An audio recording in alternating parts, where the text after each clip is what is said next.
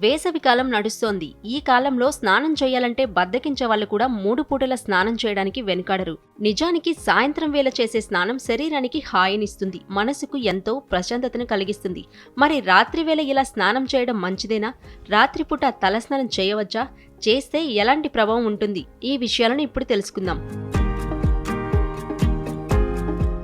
వేసవికాలంలో చాలా మంది అధిక చెమటతో ఇబ్బంది పడుతుంటారు. అలాంటి వారు రోజులో 3-4 సార్లు స్నానం చేస్తుంటారు. ఇలా చేయడం వల్ల శరీరం నుంచి చెమట వాసన రాకుండా ఉంటుంది. రాత్రి పడుకునే ముందు స్నానం చేస్తే శరీరంలో అనేక మార్పులు వస్తాయి. అలసట దూరమవుతుంది, ఒత్తిడి తగ్గుతుంది, మనసు శరీరం విశ్రాంతి కలిగి హాయిగా అనిపిస్తుంది. దీంతో రాత్రి మంచి నిద్ర పడుతుంది. అంతేకాదు, పడుకునే ముందు స్నానం చేసి నిద్రపోవడం వల్ల రోగనిరోధక శక్తి మెరుగుపడుతుందట. శరీరం ఇన్ఫెక్షన్ల బారిన పడకుండా ఉంటుందట. రక్త ప్రసరణ మెరుగుపడటమే కాకుండా గుండె సంబంధిత వ్యాధుల ప్రమాదం కూడా తగ్గుతుందట. వేసవిలో చెమట కారణంగా చర్మ సంబంధిత సమస్యలు వస్తాయి. అందుకే రాత్రిపూట తప్పక స్నానం చేసి నిద్రపోవాలంటున్నారు.